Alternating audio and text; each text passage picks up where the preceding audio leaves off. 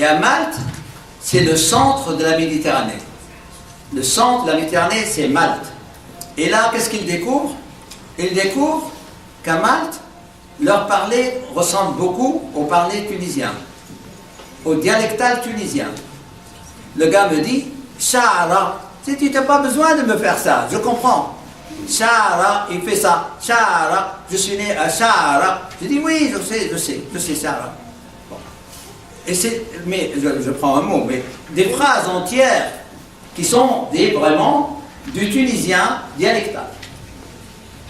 Et pour vous montrer que même les langues, en plus de l'anglais, parce qu'eux, ils ont l'anglais, mais j'ai voulu, en gros, situer, si vous voulez, le marginal qui revient dans le centre de la Méditerranée. Voilà l'idée de la trilogie, dans le sens de transculturalisme. Merci.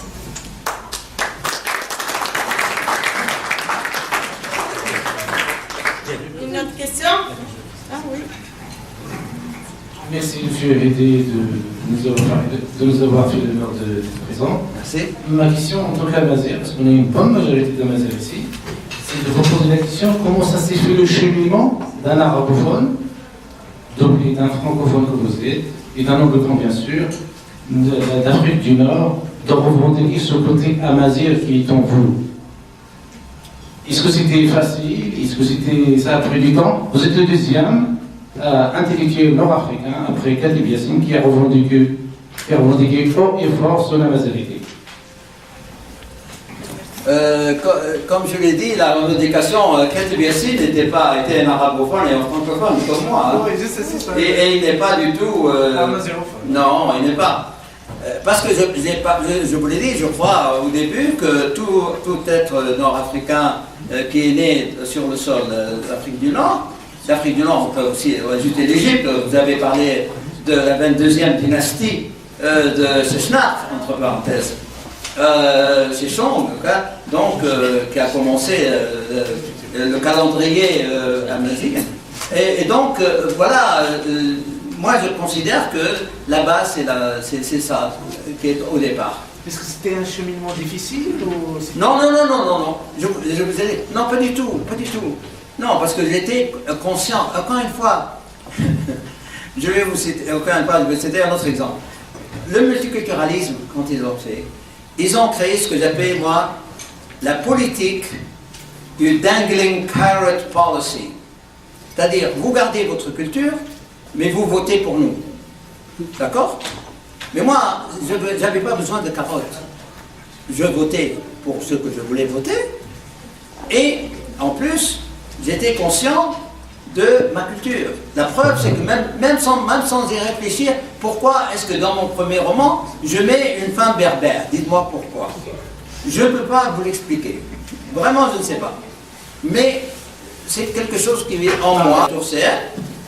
C'est une autochtone. Tuila Blues, elle s'appelle Tuila Blues. C'est toi. Et c'est elle qui rayonne, comme Zitouna a rayonné, comme Tassadit rayonne ici. Dans mes 3 romans, vous pouvez faire une thèse et voir si ma berbérité, ou comme vous voulez entre guillemets, est naturelle, normale ou complètement détraquée. Je ne sais pas. Mais moi, je pense que c'est une question de cœur et non pas autre chose. Je crois que c'est ça. Une autre question? Cédric?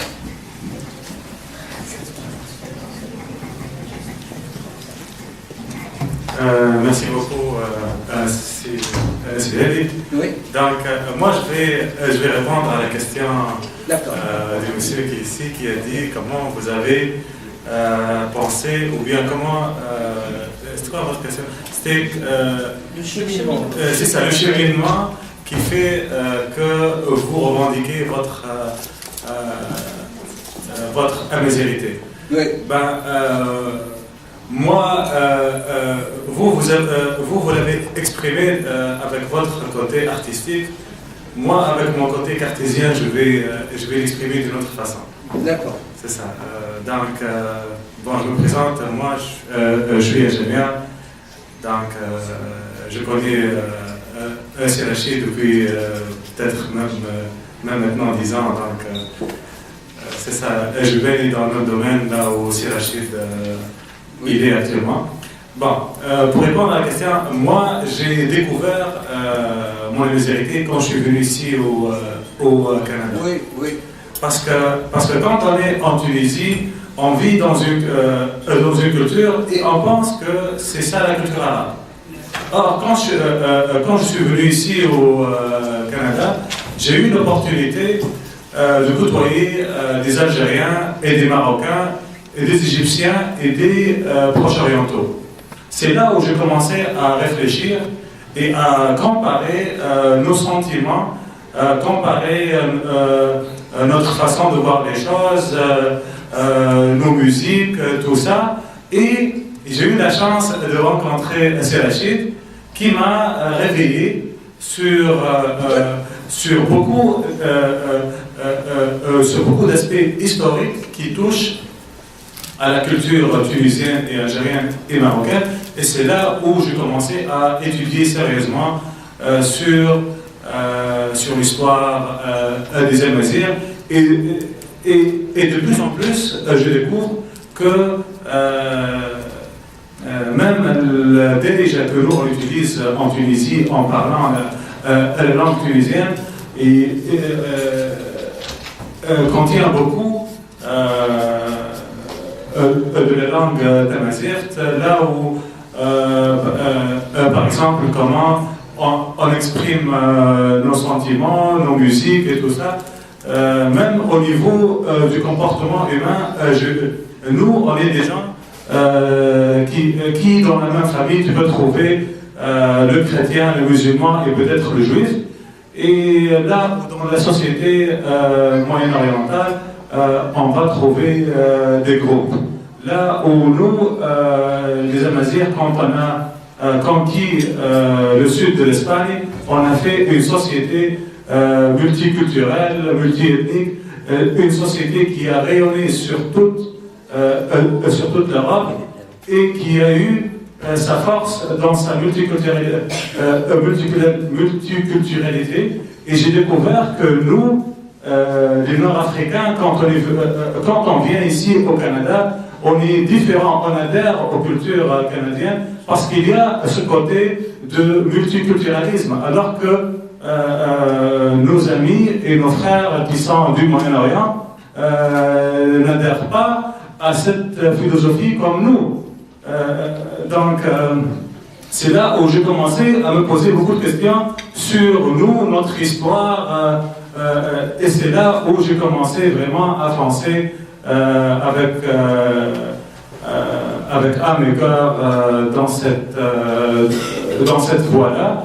Et j'espère que d'autres personnes vont suivre la même chose. Oui.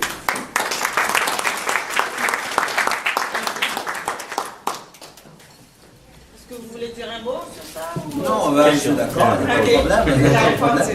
La raison. C'est Rachid, mais il faut être... Moi, je vais être bref, juste une question.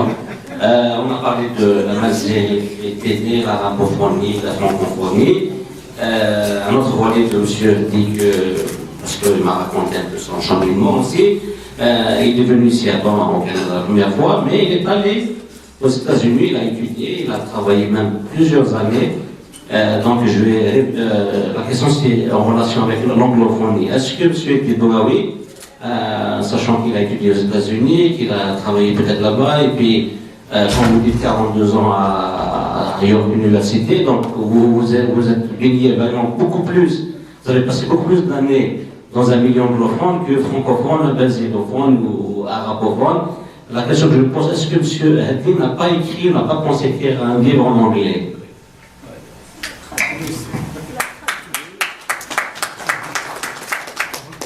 Eh bien, mon cher ami, j'ai écrit en anglais. Seulement, on ne sait pas. J'ai écrit des livres théoriques de critique littéraire. Et tu sais pourquoi, Rachid? C'est parce que j'ai été entraîné aux États-Unis. La critique littéraire, j'ai été entraîné avec les plus grands, comme Paul Demant, Derrida, non seulement Bourdieu était venu après, Donc, par conséquent, je fais des cours en anglais, d'ailleurs, à York, je l'ai fait plusieurs fois. J'ai dirigé des thèses en anglais, mais surtout sur la théorie de la critique littéraire. Le côté créatif est resté ma langue, c'est-à-dire le français. Et je n'ai pas écrit, au fait, de livres en anglais, parce que je ne pouvais pas, comme je le dis souvent, m'élastiquer dans la langue. En français, je m'élastique comme je veux. Mais ça ne plaît pas aux gens. Mais je prends le risque. Je peux changer comme je veux. Je peux écrire comme je veux. Seulement parfois, je vais dire l'anecdote que j'ai eue avec Mme Monique Portelet, qui est une très grande amie à moi. J'aurais voulu le mot berbère en majuscule. Parce que je voulais mettre l'accent sur berbère, le mot berbère en majuscule. Et c'est pas pour rien, c'est parce que je voulais que tous les paris les plus importants, ce sont les paris de la berbère. De la berbère tassadite Aït Morande. Or, Mme Berthollet a consulté l'Académie de grammaire du Québec et dit non, c'est un adjectif. Et donc, par conséquent, il faut mettre un B minuscule. Finalement, j'ai dit d'accord, si c'est comme ça, c'est comme ça. Mais j'aurais voulu mettre un B majuscule. Parce que c'est pour moi, ce roman est beaucoup plus important en tant que nord-africain, que quelqu'un de l'Afrique du Nord, qu'en étant français, parce que je suis français aussi.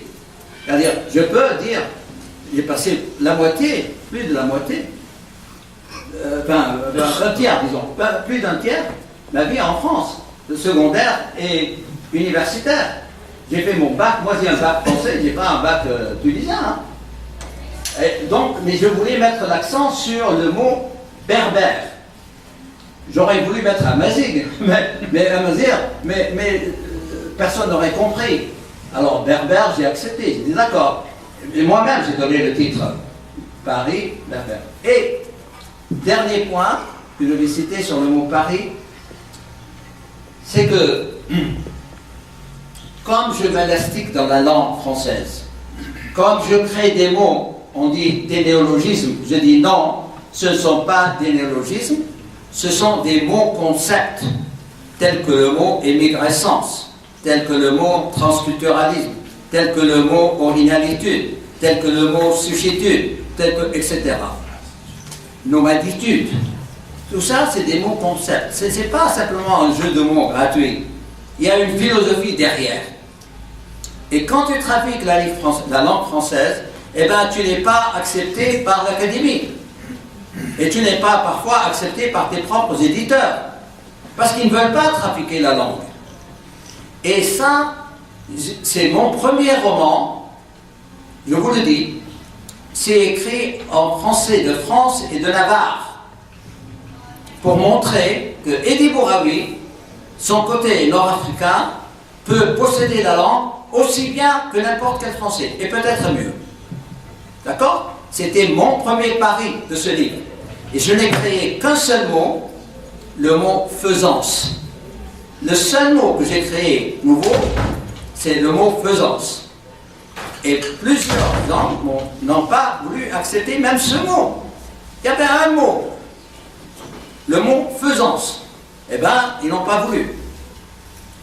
Pour vous dire que écrire en français, c'est un défi, c'est un challenge, surtout pour les écrivains dits francophones.